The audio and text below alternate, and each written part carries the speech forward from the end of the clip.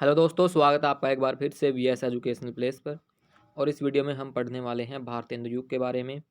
ये इकाई एक हमने शुरू कर रखी है, जिसका जो है हिंदी गद्य का विकास नाम है इकाई एक का। BHDC 134 जो बुक है आपकी, उसकी हम इकाई एक पढ़ रहे हैं। और इसमें हम भारतेंदु युग पर आ चुके हैं, जो आपके परीक्षा की दृष्टि से काफ़ी महत्वपूर्ण है, इम्पोर्टेंट है। इसमें से 20 नंबर का एक क्वेश्चन आ सकता है। वो ये पूछ सकता है कि भारतेंदु युग पर चर्चा कीजिए, भारतेंदु युग की विशेषताएं बताइए, भारतेंदु युग की पृष्ठभूमि बताइए। और आगे चलकर हम द्विवेदी युग पढ़ेंगे। सेम क्वेश्चन वो द्विवेदी युग से भी पूछ सकता है, या तो भारतेंदु युग से एक क्वेश्चन आएगा या फिर द्विवेदी युग से एक क्वेश्चन आपके एग्जाम में जो इसमें से जरूर आएगा। तो हम ज़्यादा देर ना करते हुए इस वीडियो को शुरू करते हैं। चलिए पढ़ते हैं। भारतेंदु युग जो है सबसे पहले 1875 से शुरू होता है और 1900 तक चलता है। 1900 के बाद जो है द्विवेदी युग आ जाएगा। तो पहले अब हम भारतेंदु के बारे में पढ़ लेते हैं कि भारतेंदु जो हैं, जो लेखक थे भारतेंदु हरिश्चंद्र, उनका पूरा नाम भारतेंदु हरिश्चंद्र है। उनके बारे में पढ़ लेते हैं थोड़ा। चलिए शुरू करते हैं। भारतेंदु हरिश्चंद्र का जन्म जो है बनारस के एक धनी परिवार में 2 सितंबर सन 1850 ईस्वी को हुआ था।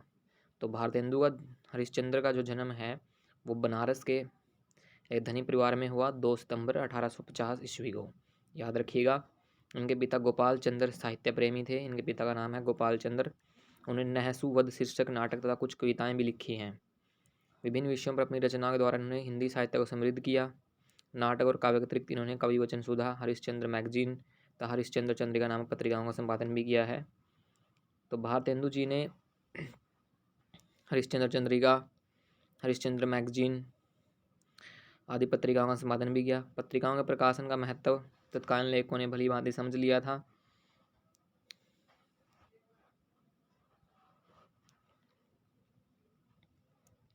इसके माध्यम से गद्य के विकास में बहुत सहायता मिली। तो पत्रिकाओं के माध्यम से गद्य के विकास में बहुत सहायता मिली, हम ये पहले भी पढ़ चुके हैं।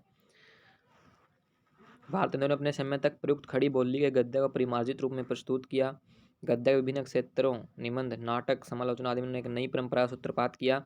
उनकी रचनाएं जहाँ श्रृंगार, देशभक्ति और ईश्वर भक्ति से जुड़ी हैं, वहीं तत्कालीन समाज की व्यवस्था को भी दर्शाती हैं। 35 वर्ष की अल्प आयु में सन 1885 ईस्वी में उनका देहांत हो गया।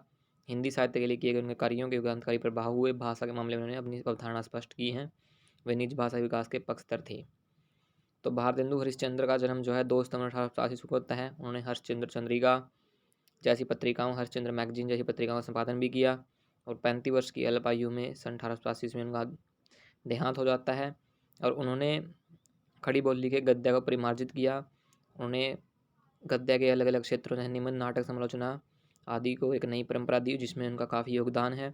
और इसी वजह से उनके नाम पे जो है हिंदी का एक युग, भारतेंदु युग जो है पड़ा है। उदाहरण देख लेते हैं। निज भाषा उन्नति अहे, सब उन्नति को मूल, बिनु निज भाषा ज्ञान के मिट न हियो को सूल। भारतेंदु अपने समय के लेखकों को प्रेरित किया करते थे। उनके प्रभाव और प्रयास से लेखकों की ऐसी मंडली तैयार हुई जिसने भारतेंदु की परंपरा को आगे बढ़ाया। भारतेंदु मंडल के लेखक थे प्रताप नारायण मिश्र। तो ये भारतेंदु मंडल के लेखक हैं। जो भारतेंदु ने एक अपनी टीम तैयार की थी, उसके जो लेखक हैं वो प्रताप नारायण मिश्र जी हैं।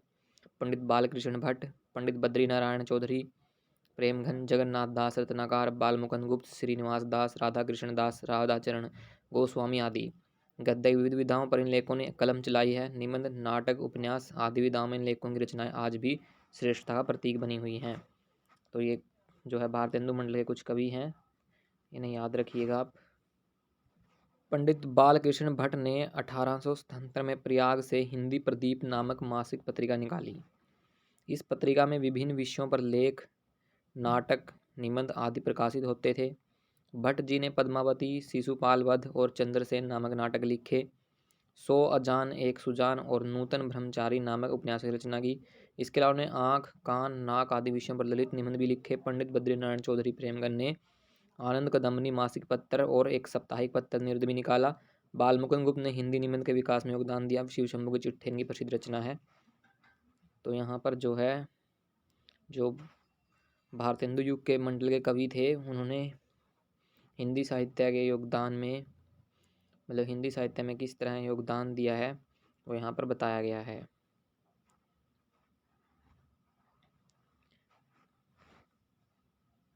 चलिए आगे पढ़ते हैं। लाला श्रीनिवास दास ने प्रहलाद चरित्र, तप्ता स्वर्ण, रणधीर, प्रेम मोहिनी तथा संयोगिता स्वयंवर नामक नाटकों की रचना की।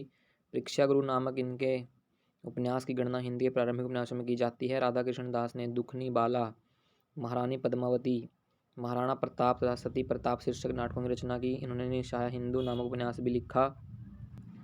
भारतेंदु मंडल के लेखकों का हिंदी गद्य विकास में महत्वपूर्ण योगदान है।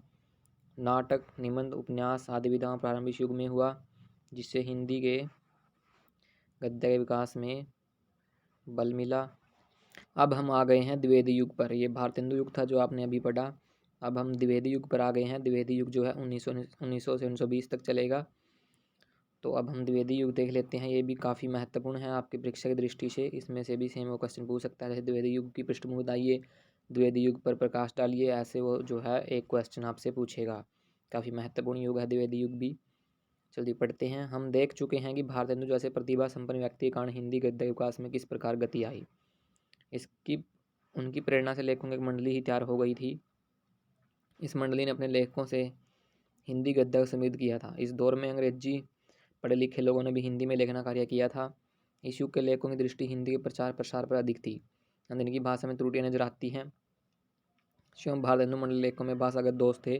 वे इच्छा किया, आशा की आदि प्रयोग किया करते थे। भाषा बिगड़ने का एक और कारण यह था कि अब हिंदी के उन पाठकों की संख्या बढ़ गई थी जो अनुदित उपन्यास पढ़ने में रुचि रखते, लेकिन अन्य भाषाओं से हिंदी में अनुवाद करने वाले इस भाषा की अच्छी जानकारी प्राप्त करना आवश्यक नहीं समझा।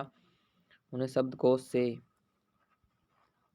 शब्दकोश से अर्थ लगाकर ही अनुवाद का कार्य शुरू किया। इस प्रकार जहाँ एक और अंग्रेजी शब्दों के अर्थ के आधार पर स्वार्थ लेना, जीवन, होड़ जैसे प्रयोग अनुवाद में होने लगे, वहीं बंगला के शब्दों के अर्थ पर सिहरना, बसंत रोग आदि शब्दों का हिंदी में प्रयोग होने लगा। यहाँ पर देख लेते हैं। भाषा में व्यापती अराजकता को अनुशासनबद्ध करने का जरूरी काम किया महावीर प्रसाद द्विवेदी ने। तो जो द्विवेदी युग है, द्विवेदी जी का पूरा नाम है महावीर प्रसाद द्विवेदी, और उसमें इनकी एक पत्रिका थी सरस्वती पत्रिका का योगदान काफ़ी महत्वपूर्ण है। चलिए पढ़ते हैं। पंडित महावीर प्रसाद द्विवेदी ने सरस्वती पत्रिका के माध्यम से भाषा के परिमार्जन का महत्वपूर्ण कार्य किया। परिमार्जन, भाषा परिमार्जन का मतलब है कि भाषा को सुधारा। जो आज गद्य का रूप आप देखते हैं उसका काम जो है जो पहले जो आप अभी रूप देख रहे हैं हिंदी का, ये गद्य हम पढ़ रहे हैं, तो ये जो रूप है ये पहले ऐसा नहीं था जो अब है।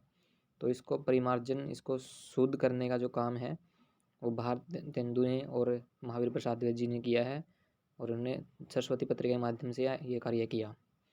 सरस्वती पत्रिका का प्रकाशन इंडियन प्रेस इलाहाबाद से सन 1900 में शुरू हुआ। याद रखिएगा, इलाहाबाद से इंडियन प्रेस से जो है सरस्वती पत्रिका शुरू हुई थी। सन 1903 से इसके संपादक आचार्य महावीर प्रसाद द्विवेदी बनाए गए। ये भी याद रखिएगा कि इनके जो है इनके संपादन में पत्रिका कब आई, 1903 में। द्विवेदी जी सरस्वती पत्रिका के सन 1920 तक संपादक रहे। हिंदी गद्य के विकास में ही नहीं आधुनिक हिंदी भाषा और साहित्य विकास में भी सरस्वती का अप्रतिम योगदान है। सरस्वती को द्विवेदी जी के संपादन में जितनी प्रतिष्ठा प्राप्त हुई उतनी किसी अन्य हिंदी पत्रिका को प्राप्त नहीं हुई। द्विवेदी जी के संपादकत्व में सरस्वती ने 20वीं सदी के आरंभिक 2 दशकों के प्रतिनिधि साहित्य को प्रस्तुत करने का मंचन जो है प्रदान किया। सरस्वती ने उस समय की राष्ट्रीय आकांक्षा को वाणी दी। सरस्वती ने ज्ञान विज्ञान के अनेक क्षेत्रों में प्रवेश किया और वह प्रमाणित किया कि हिंदी में भी जटिल से जटिल विषयों को प्रस्तुत करने की क्षमता निहित है। सरस्वती ने हिंदी गद्य और गद्य की सभी विधाओं से संपन्न बनने का महत्वपूर्ण प्रयत्न किया। सरस्वती ने हिंदी गद्य को परिनिष्ठित रूप दिया, उसमें व्यापक अनगढ़पन और अराजकता को समाप्त कर उसे एक रूपता प्रदान की। सरस्वती ने हिंदी गद्य और पद्य की भाषा के द्वंद्व को समाप्त किया और पद्य के लिए भी खड़ी बोली को सुनिश्चित किया। ऊपर गिनाए गए ये सभी कार्य ऐतिहासिक महत्व के और सरस्वती ने ये सभी कार्य महावीर प्रसाद द्विवेदी के संपादकत्व में किए हैं। ये सभी कार्य जो है सरस्वती पत्रिका के माध्यम से हुए हैं।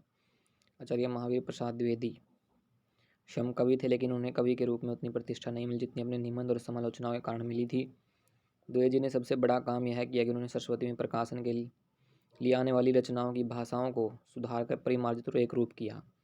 तो जो महावीर प्रसाद द्विवेदी जी का सबसे बड़ा कार्य था हिंदी गद्य को सुधारने में, वो ये था कि वो सरस्वती के प्रकाशन के लिए आने वाली रचनाओं की भाषा को सुधार कर परिमार्जित और एक रूप करते थे। द्विवेदी जी भाषा प्रति बहुत ही कोशिश रहती थी कि खड़ी बोली हिंदी अपना मानक रूप ग्रहण करे, क्योंकि इसके बिना हिंदी में किसी महान साहित्य रचना संभव नहीं थी। द्विवेदी जी ने उस युग की राष्ट्रीय चेतना और नवजागरण की भावना को पूरी तरह से आत्मसात किया था। और उसे ही हिंदी साहित्य के लिए आदर्श मानते थे। उन्होंने साहित्य के मध्ययुगीन आदर्शों का विरोध किया, रीतिकालीन भावबोध और कला रूपों को अस्वीकार किया और अपने युग और समाज की जरूरतों के अनुकूल साहित्य रचने की प्रेरणा लेखकों में जगाई। उन्हें साहित्य को समाज से जोड़ा। उन्होंने साहित्य को ज्ञान से जोड़ते हुए कहा कि ज्ञान राशि का संचित कोश ही साहित्य है। उन्हें स्पष्ट रूप से घोषणा की किसी देश की उन्नति अगर देखनी हो तो उस देश के साहित्य को देखना चाहिए। उन्हें बुद्धिजीवियों का आह्वान किया कि वे अपनी भाषा में उत्कृष्ट साहित्य रचना कर अपने देश और समाज को नई दिशा दें। महावीर प्रसाद द्विवेदी की सरस्वती के माध्यम से प्रेमचंद, मैथिलीशरण गुप्त, माधव प्रसाद मिश्र, बालमुकुंद गुप्त, नाथुराम शर्मा, शंकर अयोध्या सिंह उपाध्याय, हरिहोद, रामचंद्र शुक्ल, पदम सिंह शर्मा आदि लेखकों में ख्याति मिली और उनका महत्वपूर्ण साहित्य जनता तक पहुंचा। द्विवेदी युग में गद्य की विभिन्न विधाओं का उत्कृष्ट साहित्य लिखा गया, विशेष रूप से उपन्यास, कहानी, निबंध और आलोचना क्षेत्र में इस युग में महत्वपूर्ण काम हुआ। इस युग में इन विधाओं का अपना स्वतंत्र व्यक्तित्व बना और इसी स्वतंत्र व्यक्तित्व की नींव पर बाद में इन गद्य विधाओं ने महान साहित्यकार और महान रचनाएं दी। कहानी उपन्यास के क्षेत्र में प्रेमचंद, नाटक के क्षेत्र में जयशंकर प्रसाद, निबंध के क्षेत्र में बालमुकुंद गुप्त, पूर्ण सिंह, रामचंद्र शुक्ल था। आलोचना के क्षेत्र में रामचंद्र शुक्ल इस युग के देन थे। इसके अतिरिक्त जीवनी, आत्मकथा, संस्मरण और यात्रा जैसे कई नई विधाओं में महत्वपूर्ण लेखन हुआ।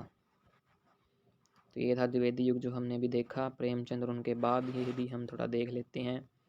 हम देख चुके हैं कि द्विवेदी युग जो है, द्विवेदी युग में भाषा के परिमार्जन का महत्वपूर्ण कार्य हुआ था। द्विवेदी युग के बाद कहानी, उपन्यास, नाटक, निबंध आदि क्षेत्र में जो लेखन हुआ उसका संक्षिप्त लेखा जोखा यहाँ दिया जा रहा है। तो द्विवेदी युग के बाद जो है हिंदी गद्य में जो बदलाव हुए, जो परिमार्जित रूप हिंदी का आया हमारे सामने, और उसके बाद कहानी, उपन्यास, नाटक, निबंध में जो प्रगति दिखी है वो यहाँ पर बताया जा रहा है। द्विवेदी युग के बाद गद्य साहित्य को जिन कुछ साहित्यकारों ने एक नई दिशा दी उनमें प्रेमचंद का नाम प्रमुख है। यद्यपि प्रेमचंद ने द्विवेदी युग से ही लेखन आरंभ कर दिया है, तथापि उनके उपन्यास और कहानी में नवीनता दिखाई देती है। अतः इन विधाओं में उनसे एक नए युग का प्रारंभ माना जाता है। समाज और देश की यथार्थ स्थिति का चित्रण उनकी रचनाओं में मिलता है। उन्होंने साहित्य की अनेक विधाओं में रचनाएं की है। प्रेमचंद ने उपन्यास, कहानी, नाटक, निबंध, जीवनियाँ आदि तो लिखी ही, अनुवाद कार्य भी किया। अपनी उत्कृष्ट रचना के ने हिंदी कहानी को काफ़ी ऊंचा उठाया। उन्होंने लगभग 300 कहानियों की रचना की, जो काफ़ी बड़ा नंबर है। 300 कहानियाँ प्रेमचंद जी ने अकेले ही लिख दी थी। इनकी कहानियों इनकी कहानी में जो है विषय की विविधता है। समाज और परिवार की किसी न किसी समस्या को उन्होंने अपनी कहानियों का आधार बनाया है। उनकी अधिकतर कहानियाँ मानसरोवर के 8 भागों में संकलित हैं। प्रेमचंद युग में तथा उसके बाद उपन्यास साहित्य को समृद्धि प्रदान करने वाले अन्य उपन्यासकारों में जयशंकर प्रसाद, चतुर्सेन शास्त्री, विश्वनाथ शर्मा, कौशिक पांड्या, बेचन शर्मा, उग्र इलाचंद्र जोशी, सूर्यकांत त्रिपाठी निराला, भगवती चरण वर्मा, उपेंद्र नाथ हशक, जनेंद्र आज्ञा, यशपाल नागार्जुन, ये आदि के नाम जो उल्लेखनीय है। प्रेमचंद के समकालीन और प्रवर्ती जिन कहानीकार ने इस विधा के विकास में महत्वपूर्ण भूमिका निभाई है उनमें जयशंकर प्रसाद, चंद्रधर शर्मा गुलेरी, सुदर्शन, यशपाल, अमृत राय, मनपनाथन गुप्त, रांग्या राघव, जनेंद्र, भगवती चरण वर्मा, इलाचंद्र जोशी, अगेय, रेणु, मोहन राकेश, राजेंद्र यादव, मार्कंडेय, उषा प्रियवंदा, मन्नू भंडारी, कृष्ण शोभ आदि के नाम लिए जा सकते हैं। जनेंद्र के उपन्यास त्यागपत्र का अध्ययन आप इस पाठ्यक्रम में करेंगे। प्रेमचंद के बाद साहित्य की प्रत्येक विधा में बहुत कुछ लिखा गया। नाटक, एकांकी, उपन्यास और कहानी के समान निबंध, आलोचना तथा गद्य की अन्य विधाओं में पर्याप्त प्रगति हुई है। निबंध के क्षेत्र में आचार्य रामचंद्र शुक्ल ने महत्वपूर्ण कार्य किया है। हिंदी निबंध के विकास में योग देने वाले अन्य लेखकों में आचार्य नंद दुलारे वाजपेयी, बाबू गुलाब राय, वासुदेव शरण अग्रवाल, शांति प्रिय द्विवेदी, आचार्य हजारी प्रसाद द्विवेदी, राम वृक्ष बैनीपुरी, डॉक्टर नगेंद्र विद्यानिवास मिश्र, कुबेर नाथ राय आदि प्रमुख है। व्यंग्य निबंध परंपरा को बढ़ाने में शंकर प्रसाई, शरद जोशी, रविंद्र नाथ त्यागी का नाम लिया जा सकता है।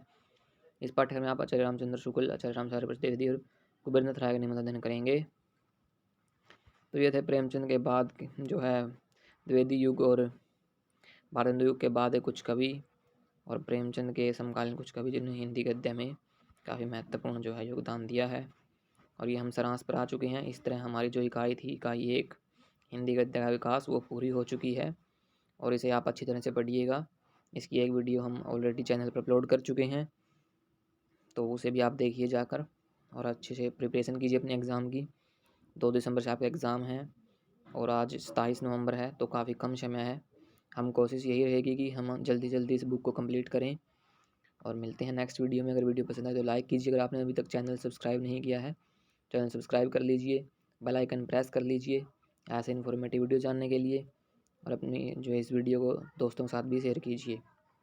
मिलते हैं नेक्स्ट वीडियो में, तब तक के लिए जय हिंद।